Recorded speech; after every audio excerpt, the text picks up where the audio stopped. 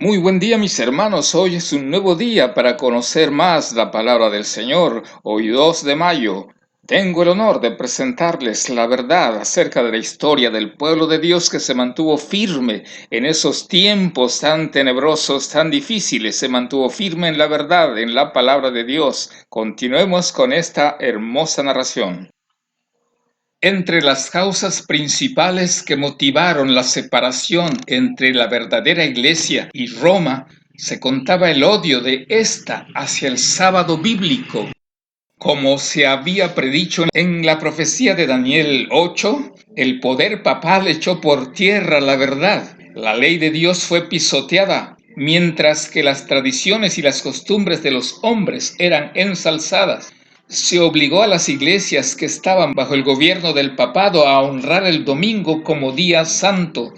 Entre los errores y la superstición que prevalecían, muchos de los verdaderos hijos de Dios se encontraban tan confundidos que a la vez que observaban el sábado, se abstenían de trabajar el domingo. Mas esto no satisfacía a los jefes papales, porque ellos no solo exigían que se santificara el domingo, sino que se profanara el sábado, y acusaban en los términos más violentos a los que se atrevían a honrarlo.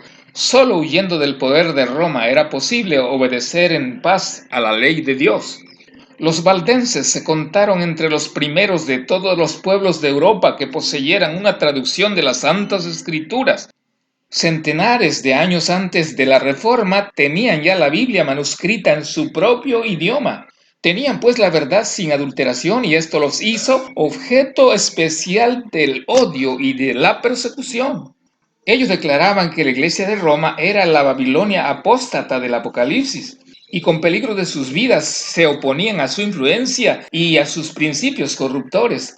Aunque bajo la presión de una larga persecución algunos sacrificaron su fe e hicieron poco a poco concesiones en sus principios distintivos, otros se aferraron a la verdad. Durante siglos de oscuridad y apostasía, hubo valdenses que negaron la supremacía de Roma, que rechazaron como idolátrico el culto a las imágenes y que guardaron el verdadero día de reposo. Conservaron su fe en medio de la más violenta y tempestuosa oposición, aunque degollados por la espada de Saboya y quemados en la hoguera romanista, defendieron con firmeza la palabra de Dios y su honor. Tras los elevados baluartes de sus montañas, refugio de los perseguidos y oprimidos en todas las épocas, hallaron los valdenses seguro escondite. Allí se mantuvo encendida la luz de la verdad en medio de la obscuridad de la Edad Media. Allí los testigos de la verdad conservaron su fe por más de 1000 años, 1260 años, tiempo y tiempos y medio tiempo, dice la Escritura, todo se ha cumplido.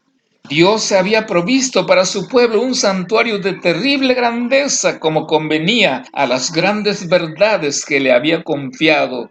Para aquellos fieles desterrados, las montañas eran un emblema de la justicia inmutable de Jehová.